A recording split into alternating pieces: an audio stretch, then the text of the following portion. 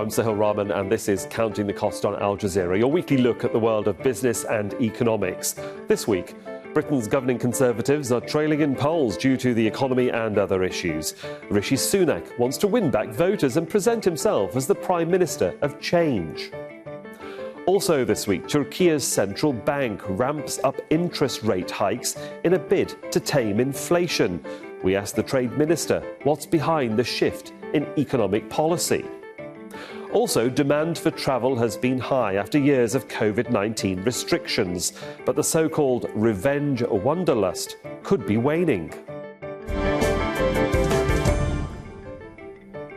Welcome to the programme. Rishi Sunak was seen as the British Prime Minister who could steady the ship after the economic turmoil of Liz Truss. But almost a year after he took office, his governing Conservative Party is trailing Labour in opinion polls. The UK could be heading into a general election next year, and Sunak wants to convince voters that he can still bring change after 13 years of Conservative government.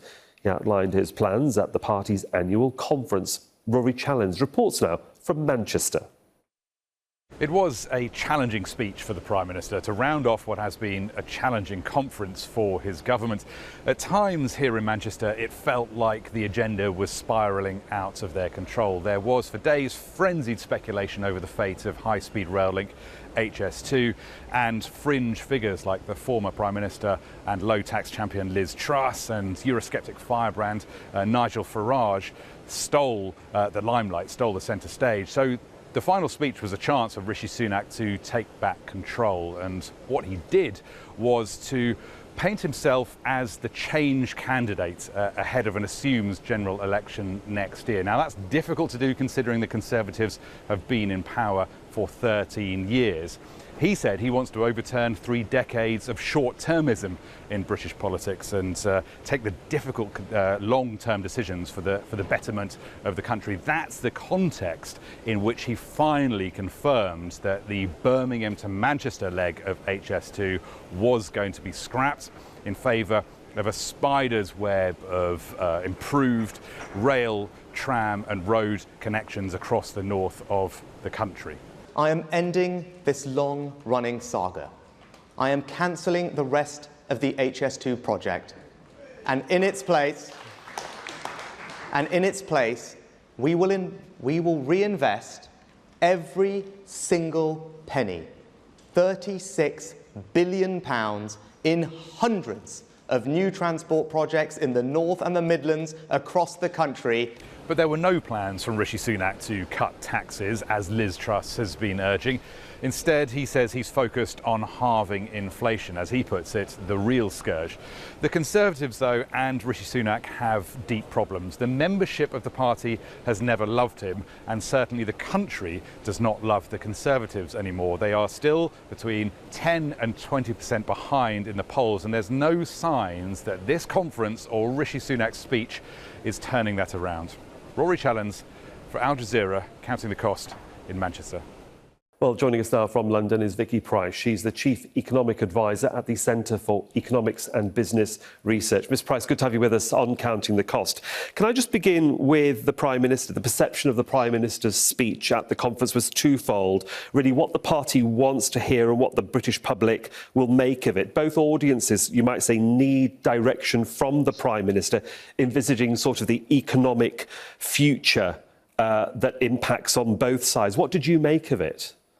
The interesting thing is that it was very well received, of course, by the conference attendees. So, of course, they were all Conservative voters and activists. What has happened since, of course, is that there are bits of his speech which have been discussed quite extensively, not just what's happening on the transport side, the scrapping of the Northern Link that was going to connect Birmingham with Manchester, and then, of course, beyond whatever other infrastructure spending that was going to be there as well. He has also talked about other issues which are quite interesting. First of all, redeploying some of that money for links between various cities, and also doing more for towns. instead of this 36 billion that was going to be spent otherwise. But there is also an element of interference from the state on cigarette smoking, where he's raising the age from which, or he wants to, from which you can legally buy a cigarette, which means that anyone who's 14 now may not be able to ever buy a cigarette because it will be happening every year. So the mix of those things generally have meant that his speech was actually reasonably well received across the UK. Well, just bear with us for a moment. Let's give our viewers a little bit more context on what's been going on, because the first major speech of the year in January, Prime Minister Sunak set out 5 priorities for his government. First is halving inflation, which was at 10.7 by the end of 2022. It's down now to 6.7 in August, and that's still higher than his target. Second is growing GDP. The UK economy has recovered from the pandemic faster than previously thought, and Britain is no longer the worst performing amongst the group of 7 nations. Then, of course, his third priority is to reduce national debt. It was still very high earlier this year at almost 100% of GDP. And cutting hospital waiting lists. The number of patients awaiting treatment in England was up more than 100,000 people in July from the previous month. And finally, stopping migrant boats. 25% fewer people have been recorded crossing the Channel from France in September than in the same period last year.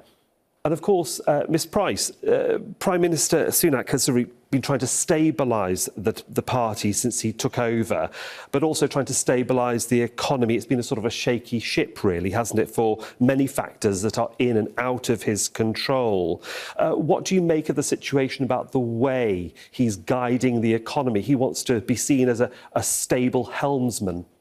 I think that is a term that you can attribute to him, and I think the population at large seems to think that he has achieved that up to a point, because we had all these problems a year ago when his predecessor announced and her chancellor announced the mini budget, which was quite unfunded, and there were serious concerns in the markets about where the UK was going. Sterling fell, and there was a big change that took place, and at the end a lot of that unravelled, and Rishi Sunak took over, and he has indeed steadied the ship, if you like. But whether he can meet his pledges is quite interesting. The inflation one is quite an easy one, because the Bank of England has raised interest rates, and of course we've seen worldwide inflation coming down, energy prices coming down, so that's one that will be met by the end of the year, so halving the inflation rate. Growth has been slightly higher, as you were just saying, than had been anticipated, and we seem to have avoided a technical recession, so that's good as well. But there are a number of other areas where things are not happening, and you mentioned the National Health Service. That's a serious problem still.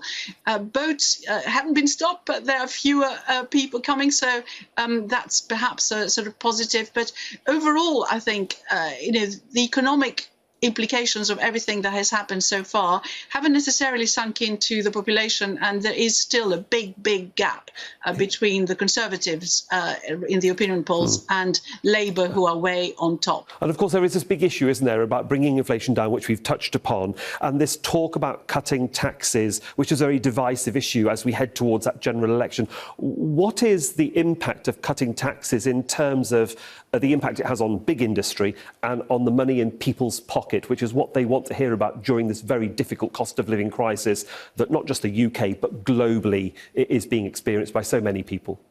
I think what Rishi Sunak will need to do is offer his party and whoever may want to vote for him the possibility of cutting taxes. And I think one of the reasons for scrapping the northern extension of HS2, the high-speed link, is really in order to have a little bit more money to do, yes, a few other things, but also possibly cutting taxes before the next election, which is going to happen sometime in 2024, probably. The latest time it can happen is January 2025. So that's a big issue for him. And indeed, tax cuts for businesses have been raised by his predecessor, Liz Truss, who was Prime Minister briefly, because, of course, one of the things he did do, Rishi Sunak, was to increase the, well, it wasn't announced necessarily by him, it was was announced actually by Boris Johnson, interestingly enough, one before, raised corporation tax from 19% to 25%. And that is hitting businesses. On the other hand, it is raising, and it did raise last year, about 83 billion. And you can't do without that money because, of course, you also mentioned what's happening on debt to GDP and the ratio there. That's really, really important. You can't start reducing that unless you still collect money. And if you're not going to collect it from income tax, which is the biggest source of funding for the government, then you've got to have all these other taxes still there. Well, just hold that thought for a moment, Vicki. More to discuss. Let's give our viewers more ideas about what's going on, because Prime Minister Sunak also plans to roll out a series of policies over the coming weeks. Amongst them is scaling back on green measures, and that includes pushing back a ban on the sale of new diesel and petrol cars by 5 years to 2035, phasing out gas boilers and diluting energy efficiency standards. Sunak has also approved the new North Sea oil and gas drilling field. His government has raised also the minimum wage for full-time workers. So, of course, you know, some pushback in terms of the green policies that the government had been, you might say, pushing and promoting to the British public. But HS2 has grabbed the headlines. This train line from London, hopefully going right up to the north, to Manchester and to Leeds, partly cancelled north of Birmingham. It's going to have a huge impact and a huge debate as we head towards that general election. All these things are really crucial, I think, right now. I think what he wants to show is that he looks at, Rishi Sunak looks at the figures and is quite concerned about the cost to the taxpayer of various schemes and whether the money can be redeployed in a different way where the value for money will be better. So the cost benefit will work to the advantage of those regions. And this is what he's been advocating now, that the extension was a big expense, which perhaps can be redeployed in different ways and help this levelling up a lot more than would otherwise be the case. So there is that. But on the environmental side, which is interesting, all that's happened is that we've gone back by extending the deadline of when manufacturing companies can still sell combustion engine cars, you know, with fueled by petrol and diesel to 2035, which is more or less what was the case before 2019, and where all the other European countries are also pursuing a similar deadline. And this is what's going on around the world. So we were ahead of the pack, but in reality, we don't have enough charging points for electric vehicles. And that's a big, big issue. So there is a real concern also about where some of the components of electric vehicles are produced. We're now very heavily subsidizing battery production here in the UK, or at least trying to attract investment for it. So I think it makes sense from that point of view. And of course, Vicki, with all of that debate going on about electricity generation and supply, does this really give, in your opinion, the Labour Party, the official opposition, an opportunity to explain what they would do and how they would proceed if and when they ever win that general election? Because it might be an opportunity right now, considering poll numbers for the ruling Conservative Party are so down. I think they have already indicated they might reverse that change in the deadline, although it remains to be seen whether it's doable or not. But there is another issue about new oil and gas licenses in the North Sea. This government has now allowed some new ones to be given, and the Labour Party has said it's not going to allow any new ones when they come to power, but they will respect the ones that will have been given between now and then, if, of course, they win next time round. So there are some distinguishing factors there, and I think, yes, the Labour Party will try and differentiate itself, if you like, from the Conservative Party. But it is quite difficult, particularly since they're still going to have a huge problem on the fiscal side that they're going to have to inherit if they win. We shall see what happens. For the moment, Vicki Price, joining us from London. Thank you for your time. Thank you. A shrinking foreign currency reserve and soaring inflation. Turkey's economy has been on a downward spiral for the past few years. The central bank has reversed President Recep Tayyip Erdogan's monetary policy and hiked interest rates to ease those prices. To bring in revenue, the government is betting big on manufacturing that accounted for nearly 20% of GDP in 2022. Rasul Sadr spoke to the Trade Minister, Omer Bolat. He started by asking if Turkey has become an international production hub. After the outbreak of the COVID-19, Turkey could have a possibility of supplying chemicals, cleaning materials, and all other intermediate goods or consumer goods to the Western markets. And in this way, Turkey has proven itself to be a hub for quality, competitive, and reasonably priced manufacturing products, and a supplier and a logistical hub. What is the competitive edge of Turkey among developing countries as all are attempting to attract foreign investment to boost their economies?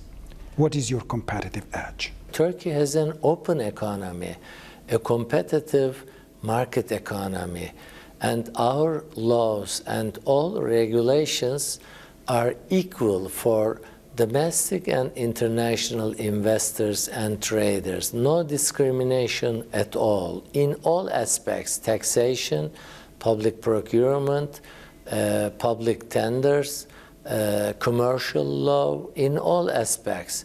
So we would like to take advantage of all these factors. Most importantly, we have a talented labor force. We have a talented, white-collar, good educated workforce. And we have, geographical proximity to the most developed markets, like Western European markets. And we have a very competitive services sector in transportation, in telecommunications, high-tech industries, also food sector. We have a very talented tourism sector. The Turkish tourism industry ranks 4th in the world arena.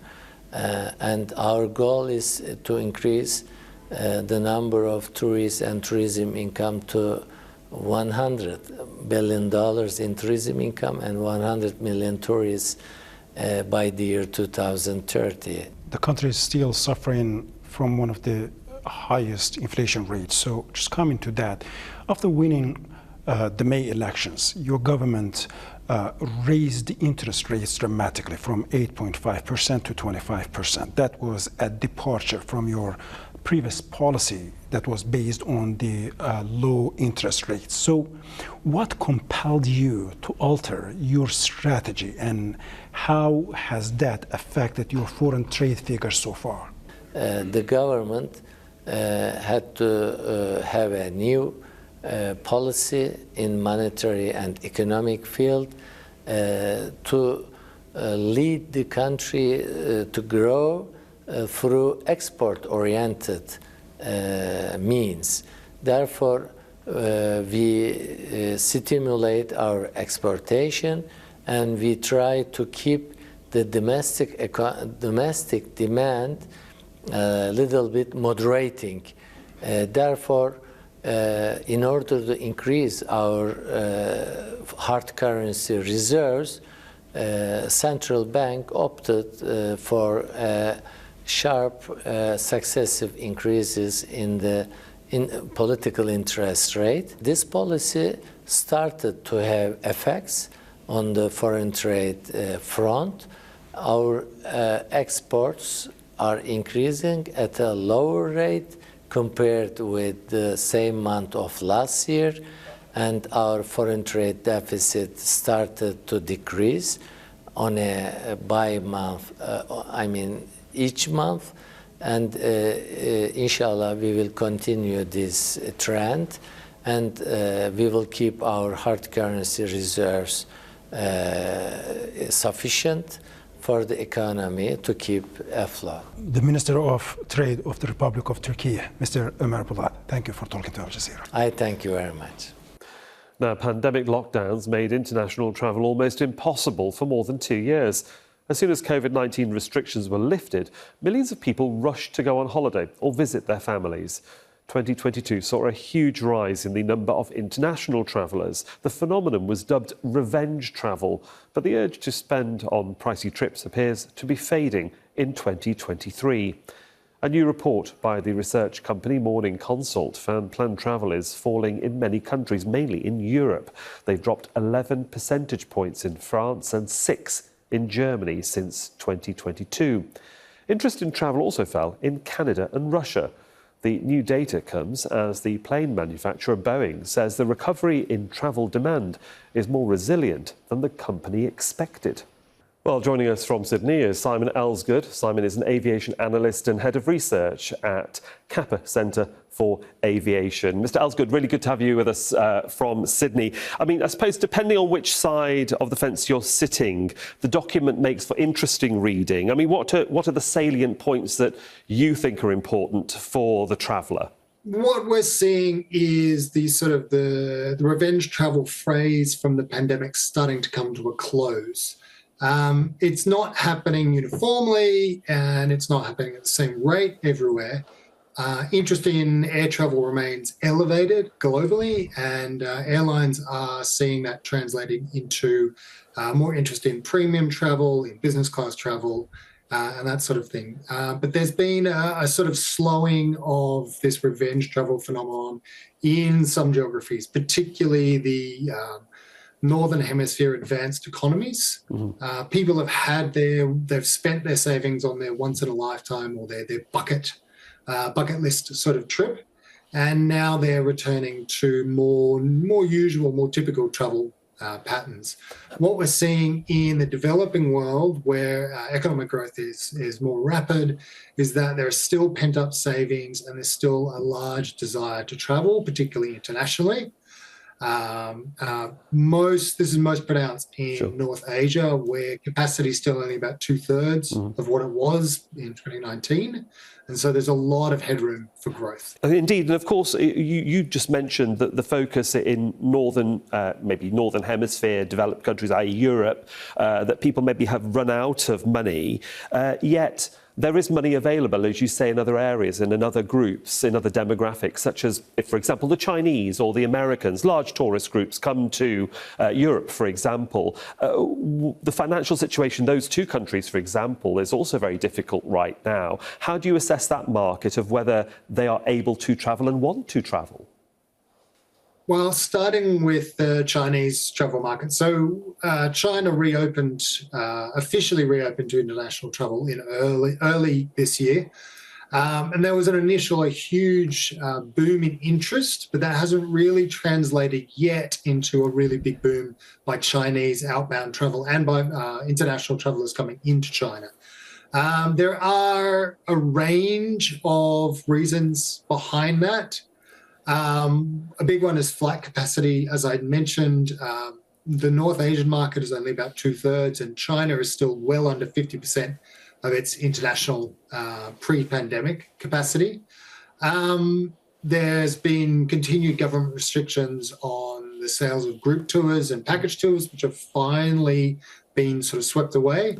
And there's also been a shift in the Chinese traveller. The Chinese rediscovered their domestic market for travel during the COVID period, and they've and with some of the financial turmoil that's been going on in the market, and some of the lingering elevated safety concerns in the Chinese traveller, we're seeing a strong preference for domestic travel. Indeed. And Simon, just briefly, before we go, I mean, overall, do you think that the industry, as well as for the traveller, it all looks good as we sort of end 2023 and we head to 2024? What are your predictions? The industry's still got a lot of kinks to work out from COVID. Supply chains are still disrupted. The industry still hasn't managed to get employment back to where it was before the pandemic. There's still lots of unexpected lumps and bumps that are being thrown up by geopolitics, by the constant shocks of weather and one-off events. The industry is really adaptable, and it's a very, very agile sector. If airlines see that one market isn't performing, they will shift their equipment elsewhere. You know, an aircraft is a transferable asset. So the industry is very, very fast to react to these situations, but it's not in the health that it was before the pandemic, even though we've seen some airlines reporting record financial results. Those results are really unevenly distributed across the globe. Airlines that are in big, wealthy markets are doing well, and the rest of the world is not doing quite so well. We shall see what happens in 2024, but for the moment, Simon Elgood, thanks for joining us from Sydney. Thank you very much for having me. And that's our show for this week. Do get in touch with us on X, formerly known as Twitter. My handle there is @so_Rahman. And do use the hashtag AJCTC when you do. Or drop us a line on our email at countingthecost@aljazeera.net. That's our address. But there's more for you online at aljazeera.com/CTC. That'll take you straight to our page, which has individual reports, links and entire episodes for you to catch up on. And that's it for this edition of Counting the Cost. I'm Sahil Rahman from the whole team here. Thanks for joining us. The news is next on Al Jazeera.